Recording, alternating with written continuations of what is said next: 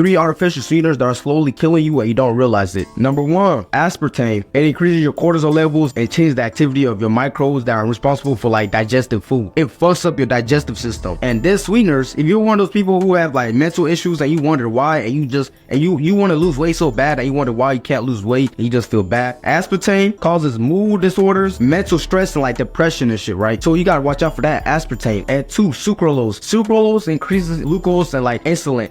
When insulin is up, you gain fat, hold on to fat, make it hard for you to lose fat, right? So you want to avoid that, all right? Sucralose. And last but not least, xylitol. So I don't know if I'm saying that right, but it increases your blood sugar level and causes digestive issues. And some people get bloating and diarrhea from it. Press that plus button for more, all right?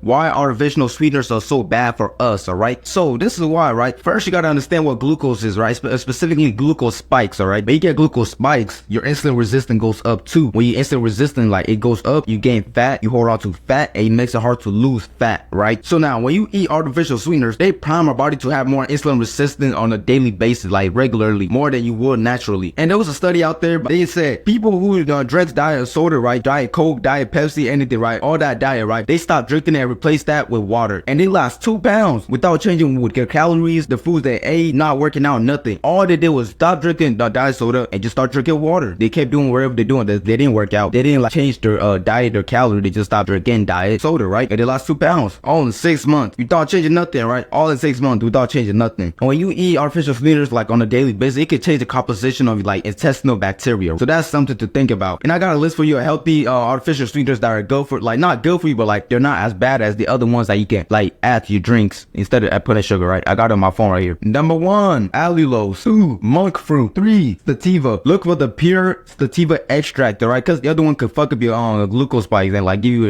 insulin resistance. And the last one, erythritol. Erythritol.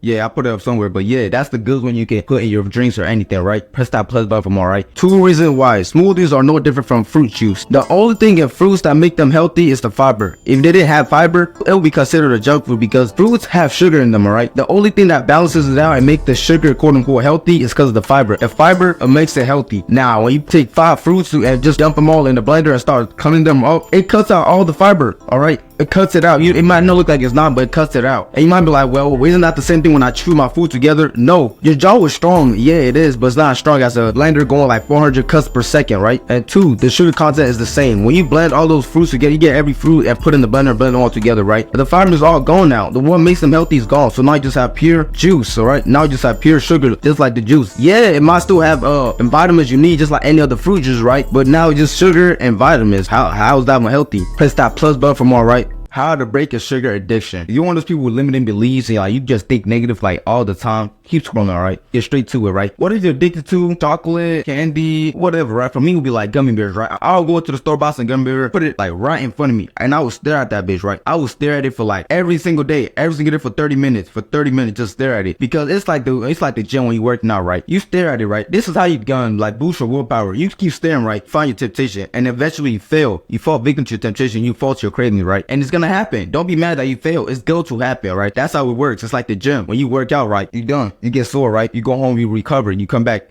stronger. It's just like that. You keep staring, right? You fail. You eat the sugar, right? The next day you do it. You can go longer. You can resist for longer. This time you can resist longer than last time. Last time you did 15 minutes, now you can do 20, 25. That's progress, bro. That is progress, all right? You gotta go slowly. That is progress. Don't try to rush the process. You gotta trust it. So this is what you can do, right? Get whatever you're addicted to, put it right in front of you and stare at it, right? Stare at it like a fucking psychopath. Keep staring. See how long you can go. If you can't go past like 15 minutes, try to aim for 15 minutes the next time. Just keep trying to aim. Keep trying to aim. And once you go past 15 minutes, keep going up. Progressively overloaded, like the gym, right? Like I said, just keep going up slowly. That's all you need. You're the one who started the addiction. You're the one who can end it. All right? Press that plus button for more, all right? This is how all sugars are the same. No matter any sugar you can think of, they're all the same. Brown sugar is not better for you because it's darker. White sugar is not bad for you because it's whiter. That's racist as fuck. This video is not about race. This is about molecules, right? Every single sugar has fructose and glucose in there. That's a molecule, right? Those molecules, glucose and fructose, right? They spike up your insulin resistance. When your insulin resistance goes up, you gain fat, you hold on to fat, and it makes it hard for you to lose fat, right? So every single sugar is the same. Honey, brown sugar, muscovado sugar. The only reason why brown sugar and muscovado sugar are even fucking dark is because they put molasses in there, right? Molasses is gonna make your it look more healthier, more wholesome because it's darker. Muscovado, right? They put even more molasses in it to make it look even darker and look even more healthy. It's all the same. They all come from plants, and plants all have glucose and fructose. That's what we really gotta worry about. Stop thinking like this is healthier because it's darker, and this is like this bad for because it's white. They're all the same. They just have different name, different packaging, and different. When you get it though, no matter the color, taste, name, packaging, they're all the same. Press that plus button for more. Are dry fruits nutritious? Dry fruits, I'm so sorry, but they're not nutritious. You really believe that when you dry something up, like you're not gonna have like there's not gonna be a consequence, like you're just gonna be perfect like that? Nah, because when you dry up a fruit, like let's say a mango, right? You dry it up. Now most of like the fiber is gone because you dry it up. The fibers will make the fruit healthy in the first place. All right, it's because it's higher fiber and low sugar. Now when you dry it up, now it's higher sugar, lower in fiber. Low in fiber, higher sugar, right? When you dry it up. And plus, you're eating, when you eat dried fruits, you're eating more than nature intended for you to be eating in the first place.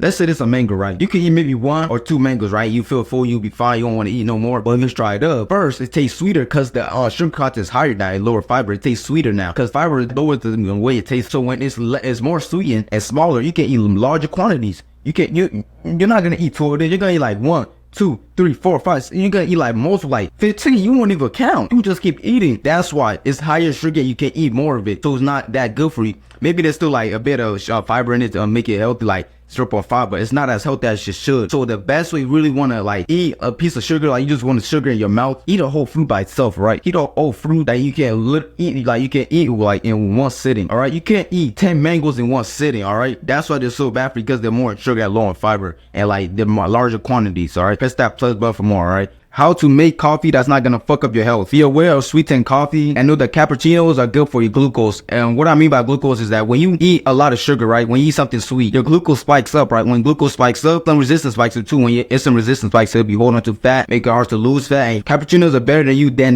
like you get like a mocha, because mocha contains chocolate and sugar, right? If you really want a sweetened coffee, add like full fat milk to it. Don't be scared of fat. Fat don't make you fat, all right? Don't believe what they say. And like, don't use oat milk because like it spikes up your insulin, because it contains carbs that like is made from like grinded up oats. But if you really do decide to add sugar into your coffee, maybe just like eat something that's not gonna spike up your glucose, all right? And what is not gonna spike up your glucose is eating fiber, right? Anything with like vegetables or like just like a handful of nuts and eat them. That's not gonna spike up your glucose because it has fiber in it, but your body can absorb fiber and break it down, so it's not gonna like give you a spike beforehand. You eat it before, so it masks like the effect of when you eat the coffee with sugars in it. And if you want to know like if you add sweeteners to it and what sweetener is good for you, press that plus button and you'll see, all right? This is fruits you should avoid eating on an empty stomach, all right? Like I keep saying, sugar is sugar no matter how you look at it. And the thing that's not exception is fruits, and specifically tropical fruits, all right? Like bananas, pineapples, dates. You can look up other tropical fruits, right? So fruits like throughout the centuries, right, they've been bred to like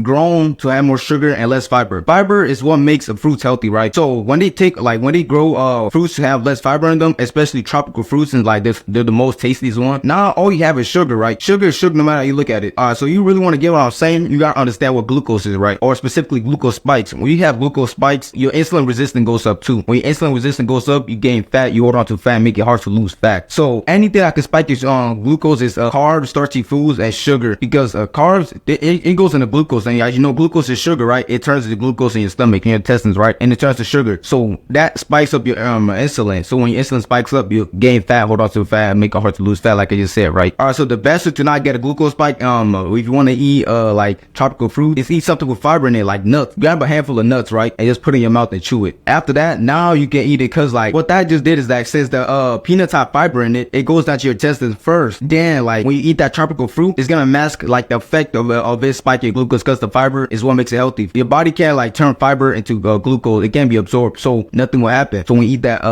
fiber first, then you eat that tropical fruit later, you won't get a bad effect. You can get a spike. All right, press that plus button for more.